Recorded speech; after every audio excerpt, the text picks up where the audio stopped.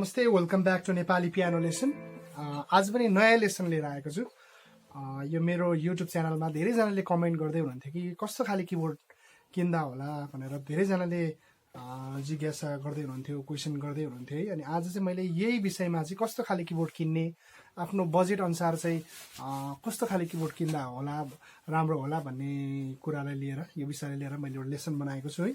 सबभन्दा तपाईँले फर्स्टमा किबोर्ड किन्दाखेरि चाहिँ हेर्नुपर्ने कुरा चाहिँ तपाईँको किबोर्डको साइज भनौँ न। यो कतिजना चाहिँ यस्तो बेबी सानो यत्रो किनिरहेको हुन्छ नि, द्याट्स के भन्छ नि, एउटा खेलौना मात्रै हो। यस्तो सानो किबोर्ड हुन्छ नि, तपाईँले 1500 2000 यस्तोमा पाउनेलाई त्यो चाहिँ एउटा खेलौना, जस बच्चाहरूको लागि खेलौना भनौँ न, त्यस्तो।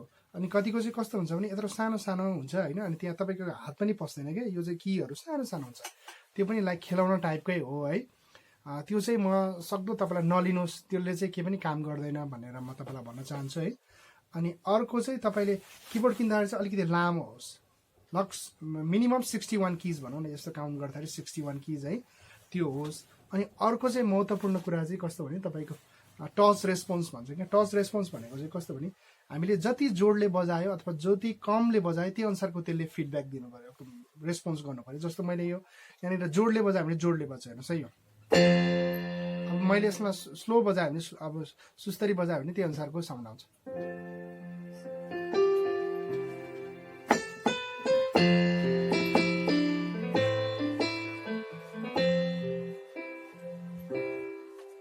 भन्नुको अर्थ यो किबोर्डले चाहिँ मैले जति हिट जोडले बजाएँ त्यति ठुलो लाउड आउँछ, जति कमले बजाएँ त्यही अनुसारको आउँछ। त्यसले चाहिँ के हुन्छ भने हामीले बजाउँदाखेरि त्यसो फिल हुन्छ। कतिचोटि चाहिँ किबोर्डमा चाहिँ के हुन्छ, तपाईँले जोडले हान्नुभयो भने एउटै साउन्ड बज्छ, बिस्तारो हान्नुभयो भने एउटै साउन्ड बज्छ है। त्यसले चाहिँ अलिकति राम्रो चाहिँ अलिकति त्यति तपाईँको फिल लिएर आउँदैन किबोर्डमा है बजाउँदाखेरि। अनि अर्को कुरा चाहिँ तपाईँको महत्त्वपूर्ण कुरा चाहिँ किबोर्ड किन्दाखेरि चाहिँ यो सबै कीहरू बज्नुपर्छ है। तपाईँले सबै बजाएर एकचोटि चेक गर्नुहोस् बज्छ कि बज्दैन, त्यसरी बजाएर हेर्नुहोस् है, सबै की बज्नुपर्छ।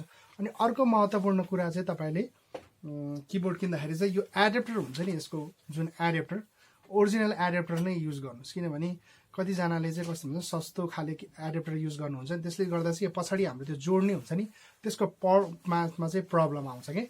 तपाईँले त्यही सकभर तपाईँले किबोर्ड किन्दाखेरि चाहिँ एडेप्टर चाहिँ ओरिजिनल लिनुहोस्, ताकि तपाईँको यो लाइनहरू पनि फ्लक्चुएट हुँदाखेरि के पनि प्रब्लम आउँदैन है। अनि आज चाहिँ मैले 3टा ब्रान्डको किबोर्डको बारेमा मैले कुरा गर्न गइरहेको छु है।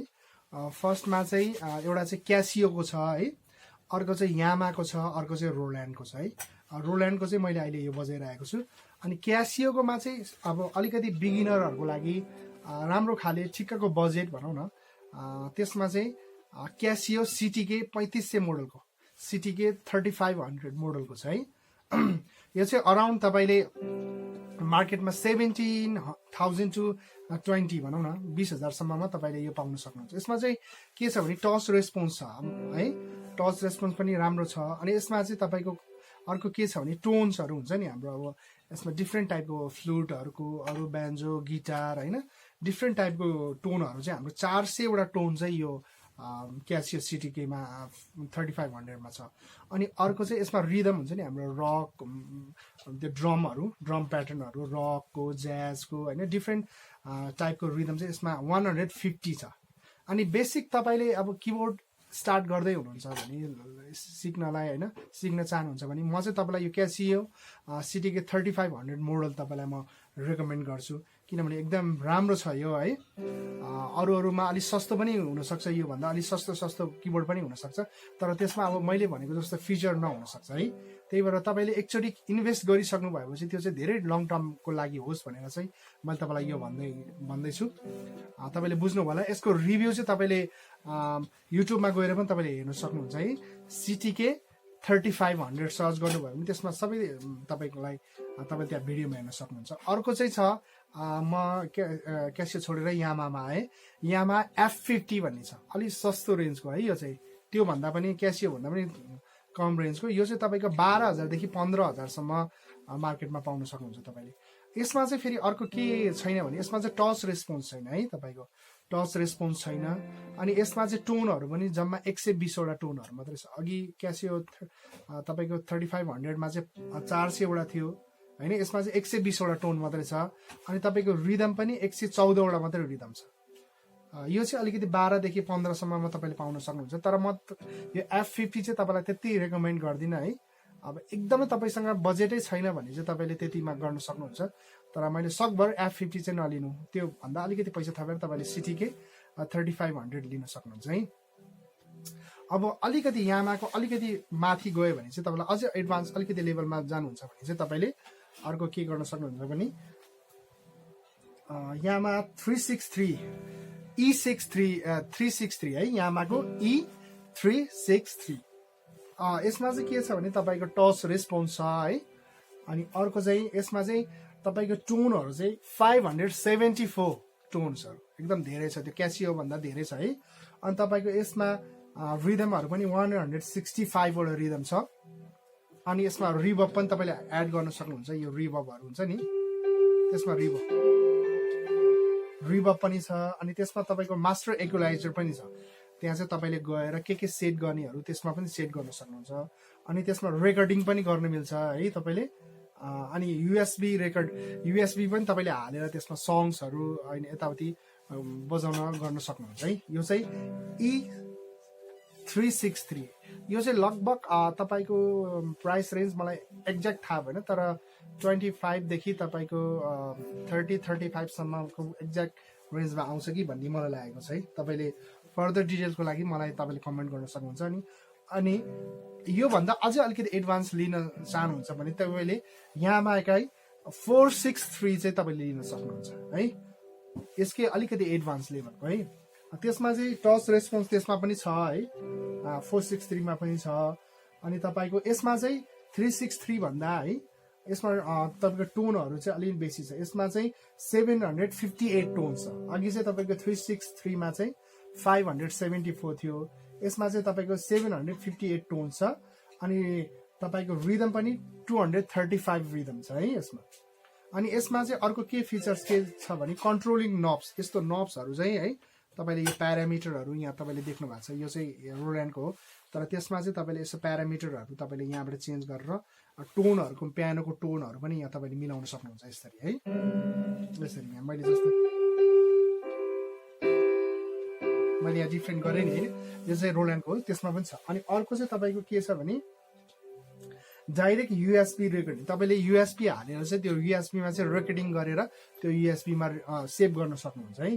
त्यो चाहिँ अर्को फिचर छ। यसमा चाहिँ 363 मा चाहिँ छैन है, तपाईँले त्यसमा ल्यापटपहरू जोडेर गर्नुपर्ने हुन्छ। तर यो यामा 463 मा चाहिँ तपाईँको त्यसमा रेकर्डिङहरू पनि गर्न मिल्छ है। अनि अर्को चाहिँ तपाईँको यसमा अलिकति राम्रो भनेको पिच बेन्ड पनि छ। यो पिच बेन्डर हेर्नुहोस् है,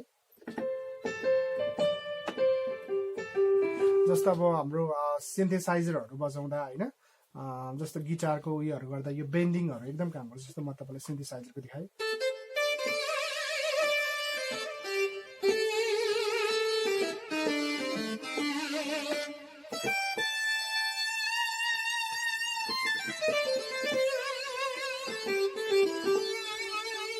यस्तो यो पिच बेन्डर पनि एकदम राम्रो छ भनौँ न। यसको अलिकति तपाईँको प्राइस रेन्ज अनुसार है। अब यो चाहिँ मलाई लाग्छ 30 देखि 45 को अराउन्डमा तपाईँले यो पाउन सक्नुहुन्छ जस्तो लाग्यो है। अनि अर्को चाहिँ तपाईँको त्योभन्दा पनि अलिकति तपाईँ माथि जानु चाहनुहुन्छ भने अलि मैले एकैचोटि तपाईँको 60 देखि 70 सम्मको तपाईँको रोल्यान्ड जुनो डिआई भन्ने छ है। रोल्यान्ड जुनो डिआई भनेर पहिला मेरो भिडियोमा तपाईँले देख्नुहुन्थ्यो, रोल्यान्डको मैले चलाइरहेको थिएँ। रोल्यान्ड जुनो डिआई छ, त्यसमा चाहिँ अब त्यो रोल्यान्डको त अलिकति राम्रै हुन्छ भनौँ, एडभान्स लेभलको तपाईँले त्यो लिन सक्नुहुन्छ। त्यसमा अब त्यसको लागि चाहिँ रिभ्यूको लागि तपाईँले युट्युबमा पनि गएर हेर्न सक्नुहुन्छ, रोल्यान्ड जुनो डिआई है। जस मैले तपाईँलाई आज बेसिकदेखि त्यतिसम्मको मैले भनेको छु होइन। त्यतिको रेन्जमा तपाईँको आफ्नो बजेट अनुसार चाहिँ तपाईँले त्यो किबोर्डहरू लिन सक्नुहुन्छ है। अनि बेसिकको लागि चाहिँ मैले तपाईँलाई रेकमेन्ड गरेको छु क्यासीको सिटीके 3500 है। तपाईँले आफ्नो बजेट अनुसार चाहिँ यो किबोर्डहरू लिन सक्नुहुन्छ। अनि मैले भनेको छु तपाईँलाई यो किबोर्डहरू लिँदाखेरि चाहिँ तपाईँले ओरिजिनल एसेसरिजहरू है, तपाईँको एडेप्टरहरू ओरिजिनल खाले लिनुहोस्। अनि पुरै यो कीहरू पनि बज्छ कि बज्दैन चेक गरेर हेर्नुहोस् है। अनि अब यो सर्ट भिडियोमा मैले सबै त्यसको फङ्सनहरू सबै बताउन सक्दिनँ है।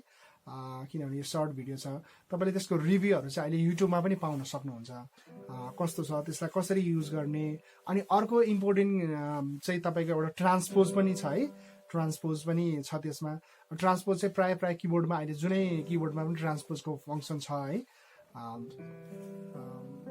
यति नै छ भनौँ न रिभ्यू मैले अब अहिले लेटेस्ट अलिकति उयो गरेको तपाईँलाई मोर फर्दर अरू पनि किबोर्डको बारेमा केही अब जानकारी चाहिन्छ यस्तो यो किन्दा कस्तो होला भन्ने तपाईँलाई लाग्छ भने चाहिँ तपाईँले कमेन्ट गर्नु सक्नुहुन्छ अथवा मेरो Nepali piano lesson FB page छ है त्यसमा गएर तपाईँले कमेन्ट मेसेज गर्न सक्नुहुन्छ अनि वी क्यान टक है तपाईँलाई अनि यो सामानहरू यदि इफ यु वान्ट होइन यो किबोर्डहरू तपाईँलाई चाहिएछ भने पनि तपाईँले मलाईसँग कन्ट्याक्ट गर्न सक्नुहुन्छ है थ्याङ्क यू सो मच तपाईँले यो लेसन हेर्नुभयो थ्याङ्क यू सो मच अनि तपाईँलाई मन पर्यो भने तपाईँले लाइक सब्सक्राइब गरिदिनु होला त्यो बेल आइकन पनि थिचिदिनु होला किनभने मैले भिडियो अपलोड गर्ने बित्तिकै तपाईँले त्यो नोटिफिकेसन पाउन सक्नुहुन्छ थ्याङ्क यू सो मच